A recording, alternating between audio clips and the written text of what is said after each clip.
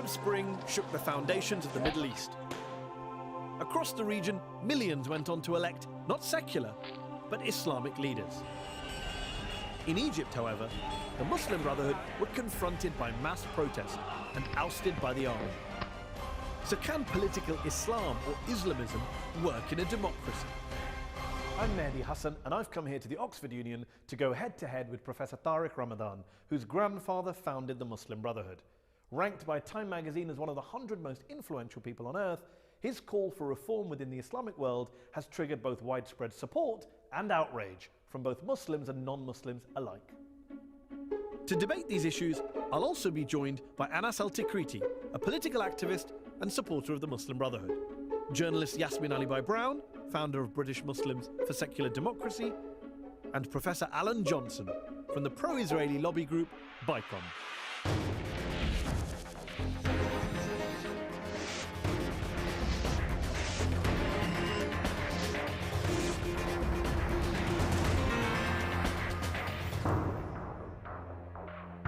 Ladies and gentlemen, put your hands together for Professor Tariq Ramadan. Muslim by religion, European by culture, he says he wants to bridge the gap between East and West.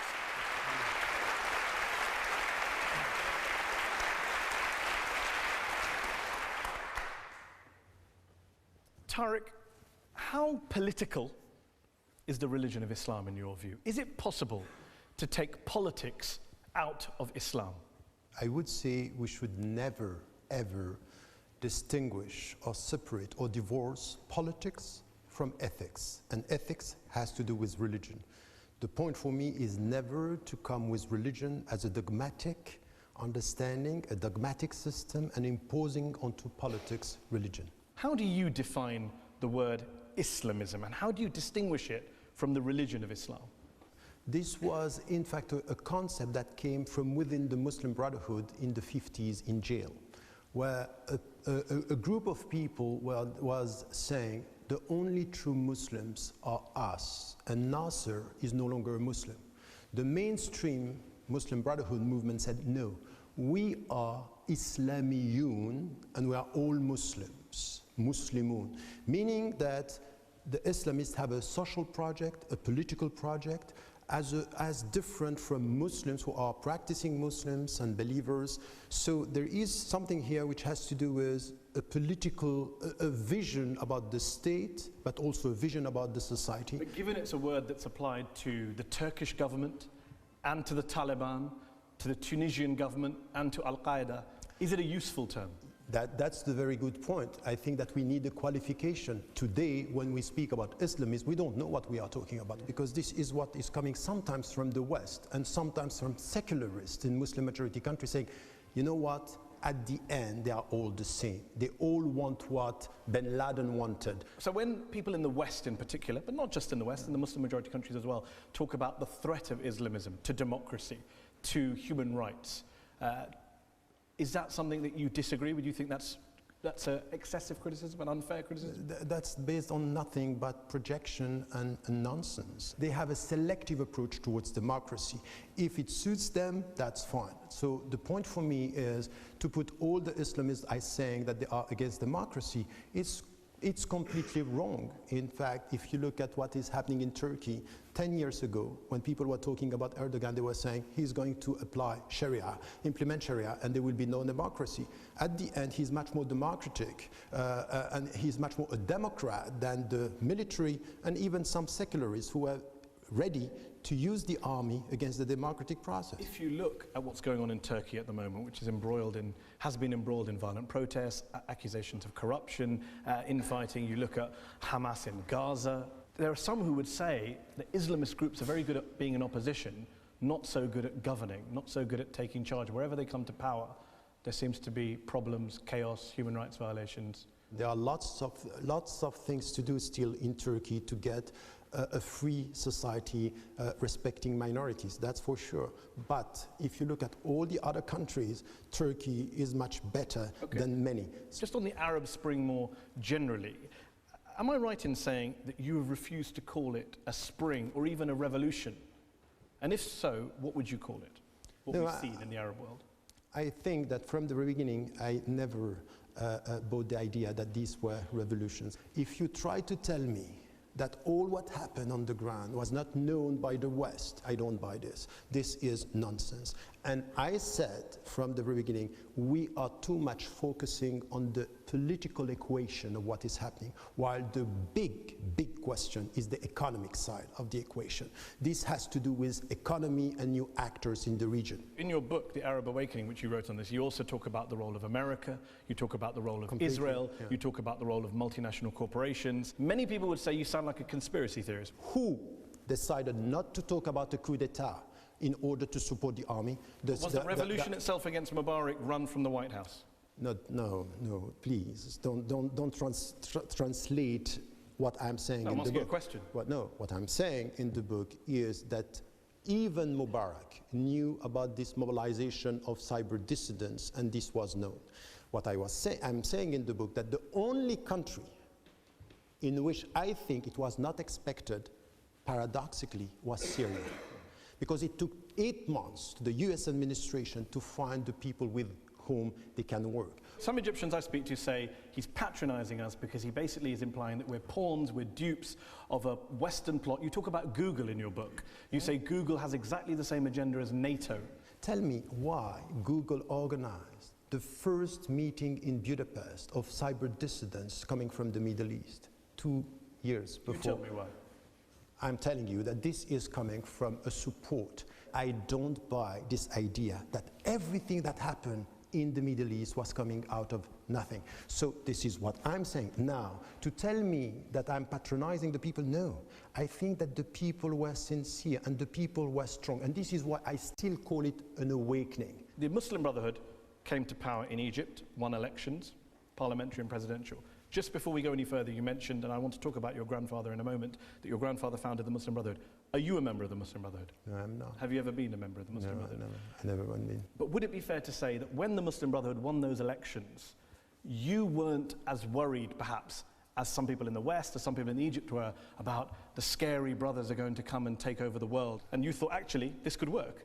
No, I was worried, but not for the same reasons. I was not worried because I was thinking that this is a terrorist group and they were going to act against freedom. Against democracy and human rights? Yes, this was not my worry. My worry was that I said it and I wrote it, it is in the book.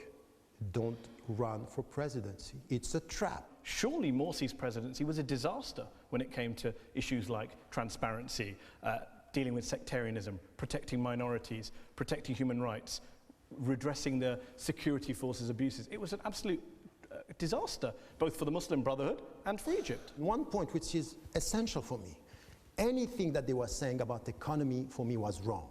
And anything that they was saying about Egypt for the Egyptian was wrong. In June last year, 20 leading Egyptian human rights groups wrote a letter to President Morsi in which they accused him of trying to establish, quote, a new authoritarian regime in place of the Mubarak regime, of entrenching both religious and political despotism, of paving the way for, quote, a theocracy similar to the Iranian model. Pretty damning criticism. I don't think it's fair with what he was trying to do.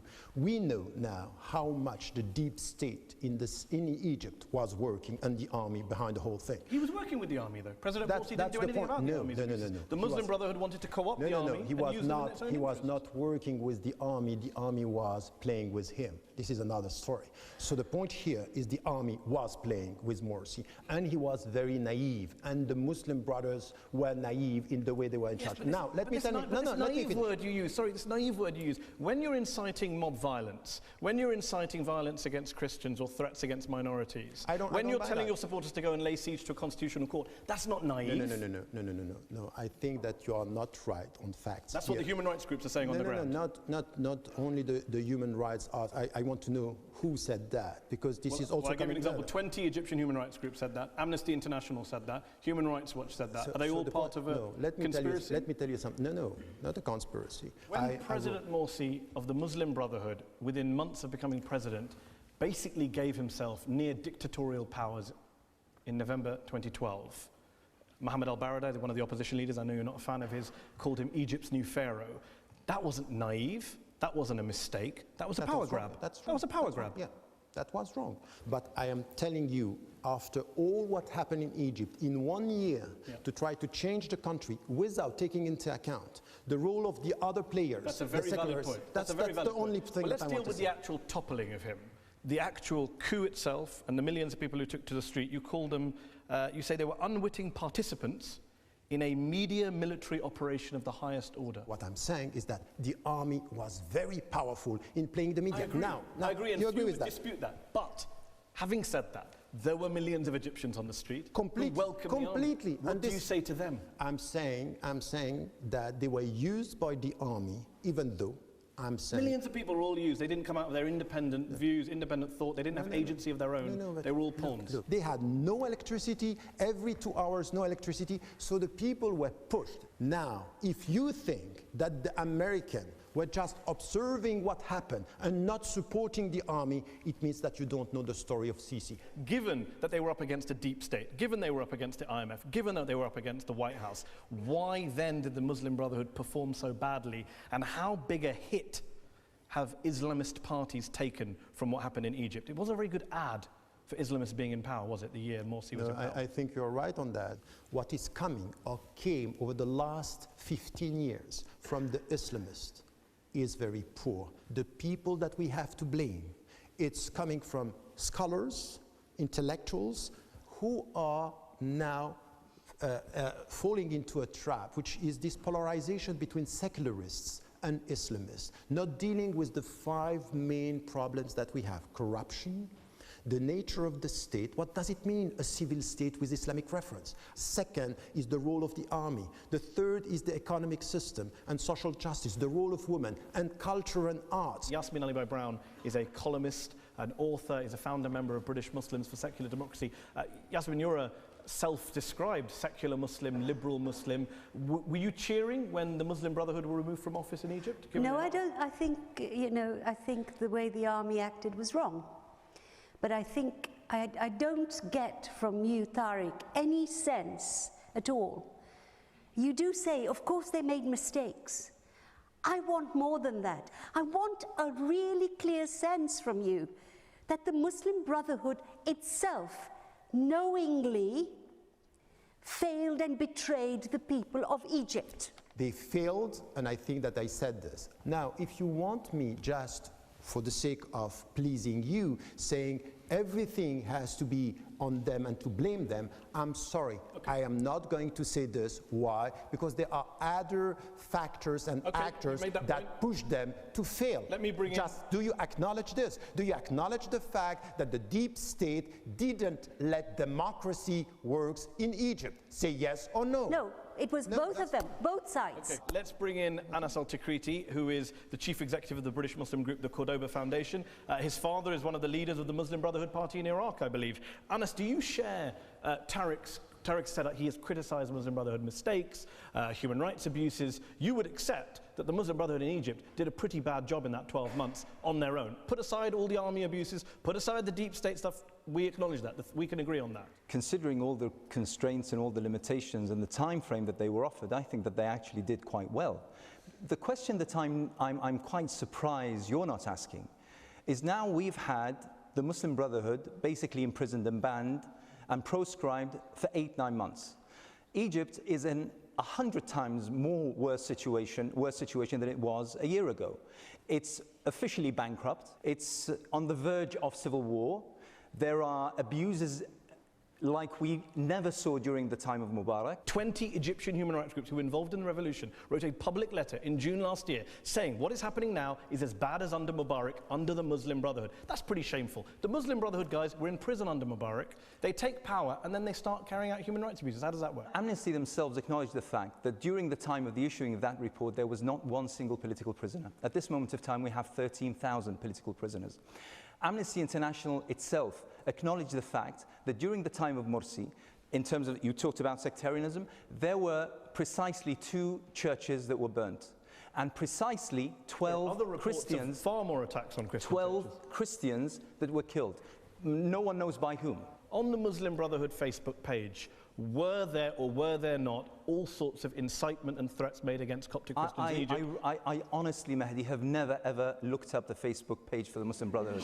Seriously. No, I'll tell you, but I'll tell you this. But Mehdi, I'll tell you this. No, I'll tell you this. At no stage in modern time Egypt were the Christians given as many seats like the time of Morsi. Let's bring in Professor Alan Johnson, who's a writer and an author. He's a senior fellow at BICOM, the Britain-Israel Communications and Research Centre. Do you want to respond to what you've been hearing from Anas? I think what we're hearing tonight is people who are in denial about the scale of the defeat that Islamism suffered in 2013. It took communism 70 years to show it was an exhausted political project. It took Islamism 1. Let's register for ourselves how far they fell. Do you deny the point Tariq has made that there were also outside forces involved? That the United States government wasn't neutral in this, that the deep state that Tariq identifies wasn't neutral in this. The Muslim Brotherhood weren't operating on their own, were they, surely? I'm sure that the Egyptian army, from the moment Morsi was elected, were planning how they could regain power. That's what that Egyptian army did. We certainly agree on that. Good point. But let's, as we're talking... Isn't that quite a crucial point if you're evaluating? That's the main It's certainly part of the picture. If we're talking about Islamists, remember how high the hopes were at the beginning of the year. This was going to be some sort of equivalent to Christian democracy's role, to modernize, to democratize. It was going to be a whole new historical phase in which Islamist forces, Muslim Brotherhood led or influenced, were going to take the region into a new world. We are so far from that now. It will never be glad morning ever again for Islamism. You often get very upset when people raise the issue that you're the grandson of the founder of the Muslim Brotherhood. Do you think that's unfairly raised? I'm proud of who he was and what he did. I don't have a problem with this. Very often when the people are labeling me as the grandson, they haven't read about him, they don't know about him, and they have this very simplistic picture. He was an Islamist, a backward against the West. I say, I'm sorry, before telling me as an insult that I'm the grandson of Hasan al-Banna, you better read a bit about him. People who have read about Hasan al-Banna say that in addition to all the things you say about him, he also took inspiration from European fascist movements, from Hitler, from Mussolini. Nonsense, rubbish. He said exactly the opposite. He praised the, quote, German working man Hitler for, quote, immense impact on world politics. He praised the German Reich for protecting German blood in their veins and said Muslims should do the same. That's not true. Write that. No, he didn't. No, that's completely the opposite. I'm not pretending to be an expert on Hasan al-Banna. You are. Jessica Stern of Harvard University, who has written a great deal, several books on Islamism and extremism, she says that al-Banna was, quote, strongly influenced by revolutionary totalitarian movements and a fascination with violence. The Brotherhood established links with Nazi Germany, had a paramilitary wing which took on fascist-like slogans and practices. Is she wrong? That's She's completely wrong. This is where you have something which is propaganda. So this is clear. So when he wrote in 1935 in Our Message, a pamphlet, that Islam has ordained, quote, the conquest of countries and has, quote, set out conquerors to carry out the most gracious and blessed of conquests, what was he referring to?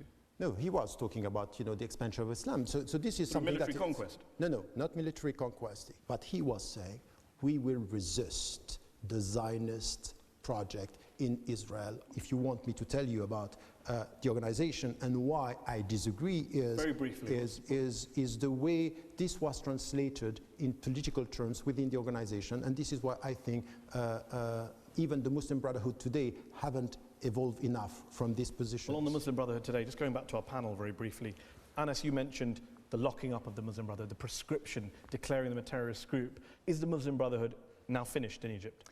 Actually, it's funny you should ask that, because the only winner that comes out of this is the Muslim Brotherhood, and I'll tell you why. Just before Morsi was toppled by a military coup, surveys showed that his popularity had fallen to below 20%. The military coup and the subsequent crackdown on the Egyptian people have actually pumped up the popularity of the Muslim Brotherhood and of Morsi. The military coup, in a very ironic and funny way, has come and salvaged the Muslim Brotherhood. Okay. Actually, Morsi is quite popular. Well, let me bring in Alan Johnson. Tariq Ramadan says the people who bring up the Muslim Brotherhood's past and accuse it of being extremist, of undemocratic, are engaging in propaganda. It's always propaganda, though. You can never nail Tariq down. It's always, I didn't say that, they're a propagandist, don't believe them. Look, there's book upon book upon book about the links between Islamism and the interwar period and European fascism. There's a very important point here. Do you believe the Muslim Brotherhood today is a fascist organisation? No, but I think there's a problem with democracy. In 2005, the Muslim Brotherhood's supreme leader said this about democracy: it's like a pair of slippers. You put them on when you go to the bathroom, when you get there you take them off. You're nodding there. Is that? I think that's true, and I think what's happened to the Muslim Brotherhood, as we know in most Islamic countries, politics and democracy stops when somebody comes into power. Which countries are ruled by the Muslim Brotherhood, Yasmin? No, I'm just saying, they're persecuted in every single so Muslim I do country. agree with you that we could have waited for that. Regarded as an option. And Hamas is a very important point. Listen, since 1991, when Islamic parties were allowed to be part of the democratic process, they took part fair and square. And on every single occasion, they won fair and square. And on every single occasion, they were then stifled and driven to the extremes, such as the case in Hamas. The world did wrong by Gaza. When Hamas won fair and square and then they isolated Gaza, what they did, they proved to every single one who belied, who did not believe in democracy, that actually Al-Qaeda was right. Al-Qaeda are right. That didn't justify the Hamas mismanagement of Gaza or the human rights abuses in Gaza, did it? What human rights and what There are no human rights abuses in Gaza. Hang on. Has Hamas committed human rights abuses in Gaza? Yes or no? I'm pretty sure they have, similar to every single surrounding country to Gaza. Well, that's an answer. No, Tariq, we've got to go to... Go on. I have a problem with the way you are asking questions. I'm sure you do.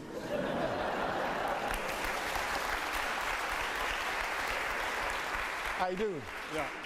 I do. Because what was done to Hamas and the people of Gaza after the election, it's as if you chose the wrong people, now you are going to be punished. You and I can agree that what was done to Hamas was wrong. You and I can agree what was done to the Muslim Brotherhood in Egypt by the military was wrong. But where you and I seem to differ is, you don't seem to think that Hamas in Gaza or the Muslim Brotherhood in Egypt did that much wrong. I said they were not only mistakes, but they are things that were completely wrong in the way they managed the country. Unacceptable. Okay. They were unacceptable. Okay. It depends what you are talking about. It depends what you are talking about. Anyway, anything which has to do with human rights, if this is there, it's unacceptable, and I agree. Coming from whoever, there is no discussion about that. The point is that the way you ask the question is as if because they are things that were done wrong, it means that we are taking them accountable, and you forget the whole picture. This is my problem with the word mistakes. Shouldn't you hold these groups to higher standards if they claim to be following God and Islam and the Word of God, etc., etc.? Shouldn't they be held to higher standards? Yes. And do you think they've met those standards? No. No. So isn't that a real problem? Are they clear answers? They are clear answers, because it's the first time you've said no without saying, but what about the deep state? What about Israel? What about this? This is my point. Just judge them on their own actions, is what I'm asking. If there were no external actors, if there was no America intervening, if there was no IMF demanding austerity in return for loans, if there was no Israeli occupation of Gaza... So there is lots of if here. Yeah. It's important. It's important. It's important on a conceptual level. Okay. You're an academic. On a conceptual level. Here's the question. Do you think then that the Muslim Brotherhood in Egypt or Hamas in Gaza or any of these other Islamist groups in power would have done a good job? They would have been fine. Had these factors not been there that you constantly cite? I think they would have done better, but I can't judge the people after 1 year the way it was in Egypt. On that specific note, we have to take a break. In part two, we'll be talking to Professor Tariq Ramadan, who is one of the world's leading authorities on Islam and the West, on whether there is a clash between Islam and the West. We'll also be hearing from our very patient audience here in the Oxford Union. Join us after the break.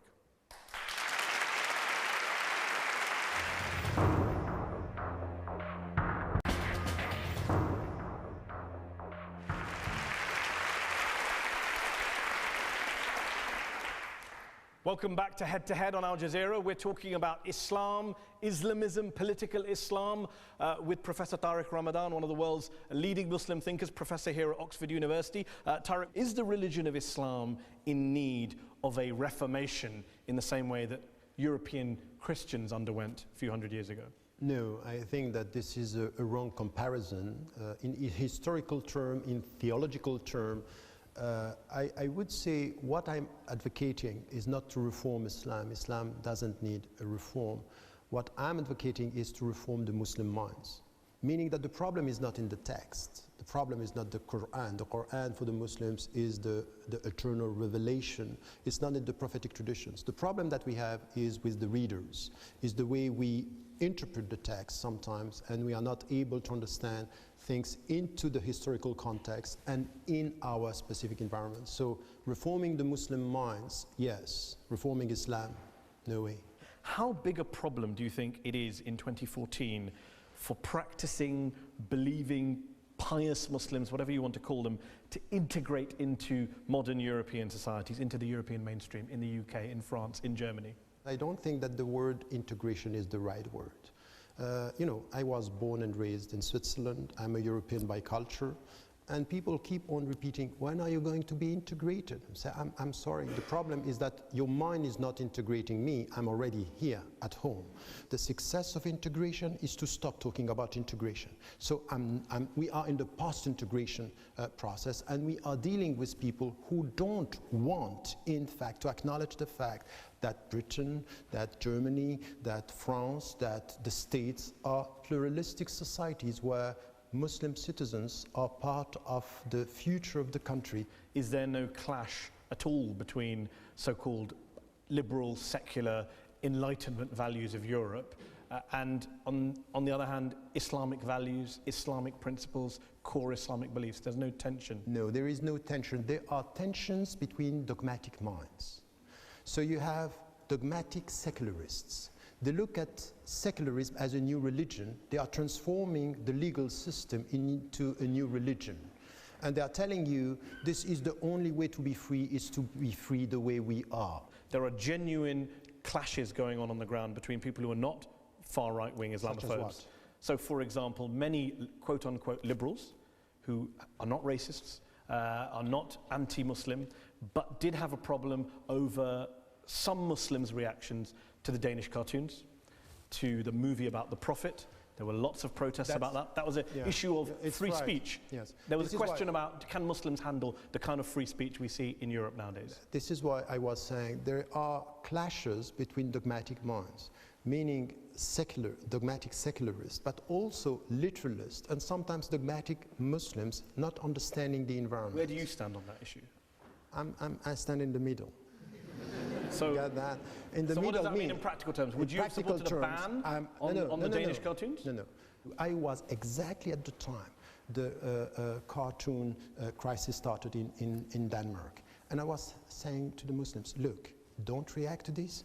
Take an intellectual, critical distance. Tell, we don't like it, and leave it. You don't have to apologize for being Muslims. Now you have to understand two things. First, you live in a country, and it's not only important to be a citizen. You need to get two things that are important. You are talking about the standards. Ethics of citizenship, knowing that you don't only have rights, you have duties. And the duties is your contribution. And the second thing is the sense of belonging. And the sense of belonging is the 3 L's that I'm talking. Know, abide by the law of the country, know the language of the country, and be loyal to the country. But you can abide by the law and also call for it to be changed. Gender segregation in the form of separate seating for male and female students at public events, in particular Islamic societies, become very controversial in this country. Where do you stand on that? My position on this, from an Islamic perspective, is that nothing is imposing into the Muslims to separate in public venue. This is what I said 20 years ago, 25 years ago, 30 years ago. I was saying this to the Muslims. Go ahead, there is no problem. I think that this is not the business of the government. Let's talk Sharia law, a big subject in the West. Sitting in that very seat, not very long ago, your fellow Oxford academic, atheist-in-chief, Professor Richard Dawkins, told me that Sharia law was a threat to human rights because, among other things, one of the things he cited was that under Islamic Sharia law, if you try and convert away from Islam, to convert to Christianity or Judaism or atheism, the punishment is death. Yes, the problem with Dawkins is that he has to learn much more about religions and Islam. He is as knowledgeable in science that he is ignorant in religions. What he's saying about Sharia is coming from media articles. It's not coming from an in-depth study. There are Muslim majority countries that have the death penalty of apostasy on their statute books, are there not?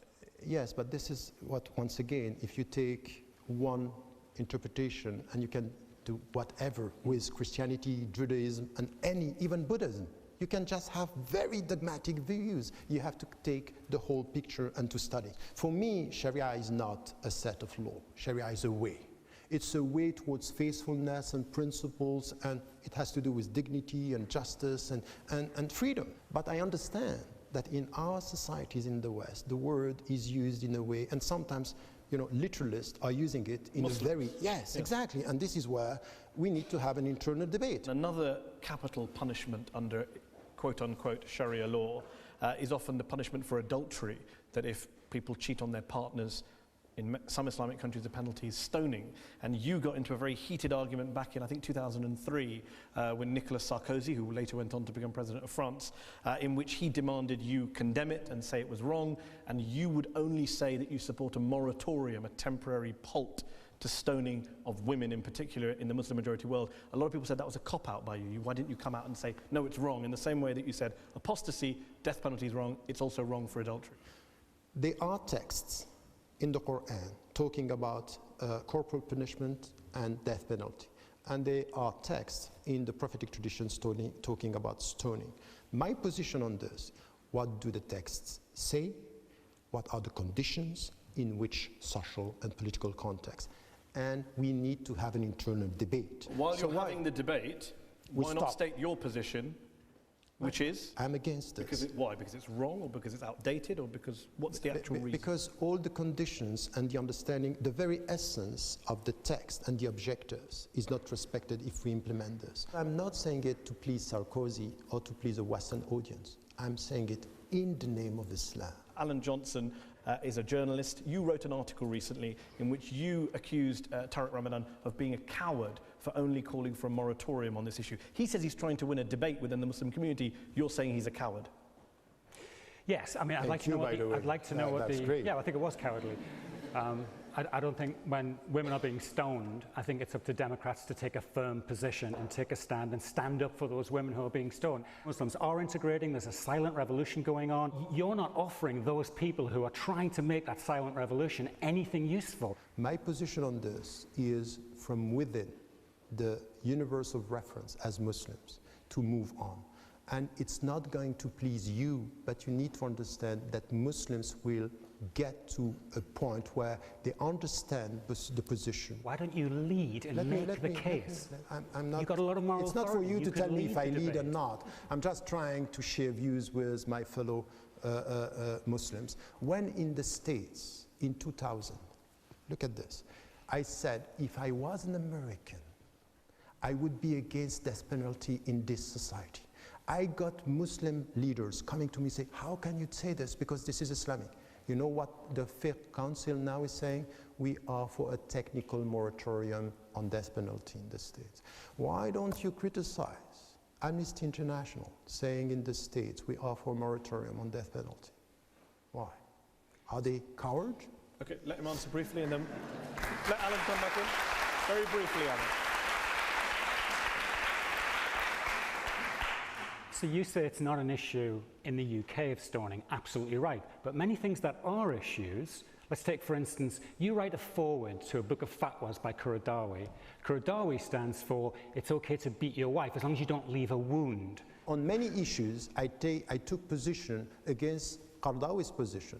This is written, and I said it to him, and him publicly, he was against my position. Now, let me tell you something, that for anyone who is living in the West, Yusuf al-Qaradawi, with his contribution, made this Muslims in the West understand better their religion and their relationship to the West. I'm not supporting all his views, but I would never let anybody say that all what he did after 50 years working in the Islamic field, that he's the one who is a dogmatic mind. Let me bring in Yasmin Ali-Brown, journalist, author, founder, member of British Muslims for Secular Democracy. Yasmin, a lot of people, Muslim and non-Muslim, say Tariq is part of the solution. Tariq is helping Muslims modernize, reform, etc. And others, like Alan, say he's part of the problem, he's not part of the... Where do you stand? I admire a lot of what Tariq has done, and some of what you said was persuasive.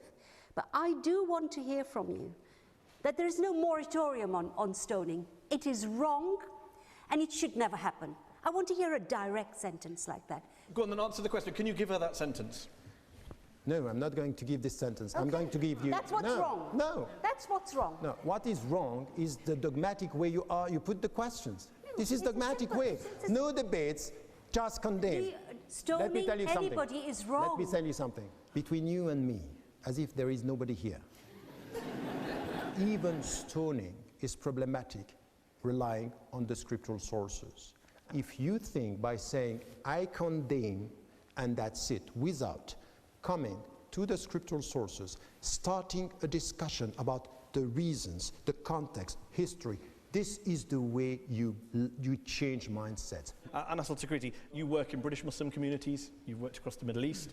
You would accept that there is a real tension, surely, is there not, over issues like corporal punishment, over issues like free speech and the rest, within women's the Muslim rights. community, within the Muslim community, not only throughout society, yes. within the Muslim community, of course there is. And there's that kind of intellectual debate that we need to have, and we need to open the doors for. But what I find extremely unhelpful is the demand of Muslims to condemn their scripture, their religion.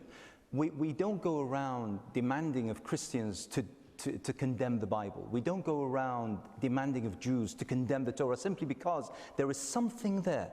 Something there. If taken out of context, it doesn't fit with my taste and preferences in 2014. It is simple to me. Well, killing a person and stoning a person is wrong. Is there a scale whereby we say that injecting someone in Texas and leaving them to ride to death is, well, are you demanding of the American government to say that it's wrong? Do you have that kind of debate? Do you have that kind of debate? You see, the thing is, I mean, either we have, I think what Tariq Ramadan has said, and I think that is something that we should take stock of. There is an internal debate. If we shut down the public debate, that internal debate will stop. Simply because what will happen is that people will start pointing to Tariq Ramadan and accusing him of being a sellout. We can't have that. There are certain issues with British society, which is my society, my kids' society, by the way, which I totally disagree with. But I allow there to be a debate, a social debate over time, so that we come to a particular point whereby smoking is not allowed in public places, whereby alcohol is not sold after a particular hour, and so on and so forth. We need time, we need to allow for that debate to take place. We need to give it oxygen. We mustn't be hypocritical about this. We must understand more, we must know what we're talking about. Okay, well, let's bring in...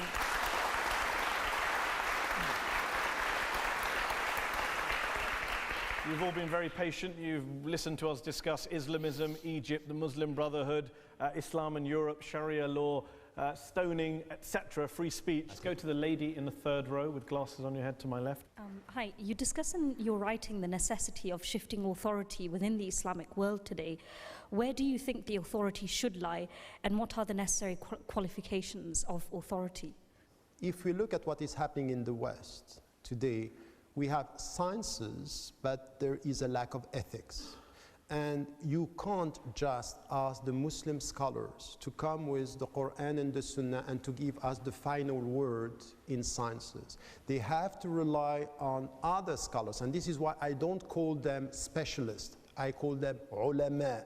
Ulama al-waqa was-siyaq, meaning these are people who know about science, medicine. And in medicine, Muslims did very well. They are sitting together and they are coming with legal opinion. They rely on the knowledge of the medical doctors. I want us to do the same when it comes to food, when it comes to everything which has to do with experimental sciences and also human sciences. And I think that there is a problem. We have a problem of authority. There is an authority crisis within the Muslim majority countries and the Muslim world. Let's take one more question. Gentleman there in the tie. Actually, I have a unique question about what's the dealing, right? Do you think that the West are dealing with the Egyptian incidents differently with the what happened in Ukraine, and what's the reason for this? I think it's quite obvious that the West is dealing with, or have been dealing with, the Muslim Brotherhood and what happened in Egypt in a way which was not fair for the people, the civilians who were killed. Islamists are perceived as a danger, a threat. The question is not to know if Muslims are ready for democracy. The true question is the West ready for Muslims to experience democracy? Gentleman here. Yeah, thanks. So, I just arrived from Egypt, and one question I'd like to ask you, which I know many Egyptians would like to know, is how do you compare the leadership of the Muslim Brotherhood in your grandfather's time with the leadership today, do you think that the Supreme Guide, now in prison, does he have the same kind of management and leadership style as your grandfather, or did the Muslim Brotherhood somehow lose the plot or deviate from your grandfather's thinking at some point? He was clearly a charismatic leader, was full of religious knowledge, and he was a religious reference. He had a vision, and he was very pragmatic. So this is one thing. Now, he had lots of power within the organization. Very old people were running the Muslim Brotherhood. The council was made of people that we can question the competence when it comes to the political understanding and the political decisions. So I would say that some of the young people within the Muslim Brotherhood were challenging this authority by saying, you are out of touch. You said at the start you don't believe they're a terrorist group or a violent organization as some of them. Do you think that's become a self-fulfilling prophecy? No, I think that they are pushed to become to be radicalized, which, by the way, is exactly what Nasser did in the 50s. Today, more than 30,000 people are in jail. There is torture. People are killed, and this is just unacceptable. Anyone in the West who is supporting democracy should be clear that this has been condemned, and we cannot support anything which has to do with the Sisi. Sisi is a dictator and is as bad as Mubarak. That's full point, no discussion. And anyone who is playing with this, I would say double check. And yet he has amazing high approval ratings from Egyptians. That's a problem. He will get 99% or 98% because they love him.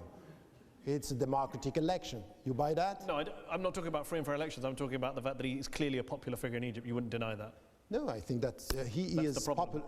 That's the problem. That's true. Okay, let's go to the audience here. Gentleman there with his hand up.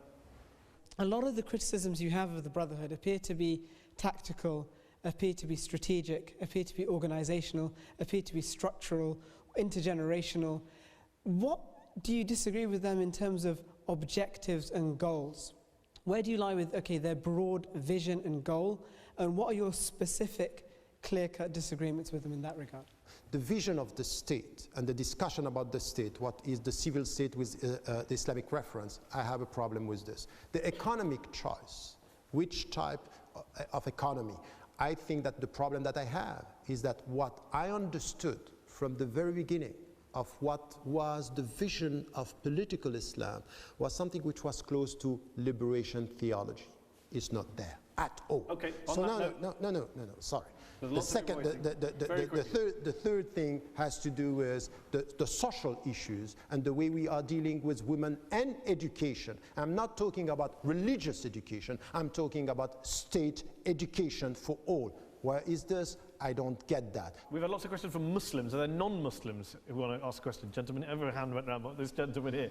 A Sudanese legal scholar and human rights expert once said that the safest place for a religious person, and he included Muslims in that, is a secular state. Do you agree with that claim? It depends the type of secular state you have. Why? Why? Because China and Russia were secular states where being a religious man or woman was for you to face discrimination. So don't idealize a secular state. If I had some of the French people in charge as secularists, I would go and get out of France, because the way they deal with secularism is just a new dogmatic religion. Okay. So if by this you mean a secular state where all the religions are treated equally and they are treated by law, what I'm expecting from Britain, what I'm expecting from France is to apply the secular system 100% equal rights for all. Okay. If this is what you mean, yes. Lady there with the scarf.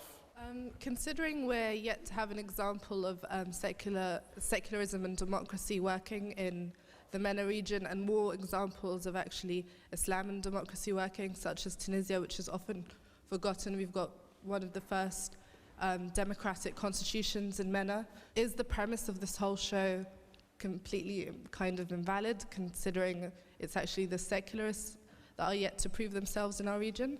Secularism in the Middle East has nothing to do with secularism in the West. While we are talking here about a democratic process, all the secularists in the Middle East were dictators. And even in Turkey, the people who are acknowledging and promoting secularism were people who were supporting the army, and the army was against democracy. Let's take a question from the back of the hall. The lady there with the glasses. Yep, you. Hi, you mentioned that there was a crisis of authority, and I think that you continue to argue for contextualization, but don't you think an argument for contextualization and then mentioning that there's a crisis of authority will lead us to descend into relativism, and how will you then address a crisis of authority if you're being so relativistic? That's a very good question, and this is why we need this internal debate, because I'm not going to say because I live in Britain that's fine to drink alcohol and to go to pubs just to be within the culture. No, this is not going to happen in my discourse. Now, what I'm saying is that we live in societies where you need to get a better understanding of the history, collective psychology, and the culture. Even in Islamic terms, the term that you have to deal with the environment is al-ma'ruf, known by the people as being good. Let us go for that. Let me finish by asking you this question. You're someone who has written a lot about bridging the so-called gap between Muslims and the West. You're saying there is no gap, Muslims are here, take us seriously. Is there one thing you would say that Islam has to offer to Europe that Europe doesn't have on its own, that Islam can give to Europe? 3 things. Oh, 3, okay. Yeah. The first one is, in fact, by our very presence, to help the West to reconcile itself with its very values. And I'm always saying this to Muslims: help your country to reconcile itself with the values of pluralism, equality, and to act against racism and this patronizing perception that, yes, you are British, but not yet as us. So we are going to change that. And this is our first contribution. The second one is the spiritual side, the very meaning of life. The way they see us practicing, questioning, giving some meaning to our life, this is a good contribution.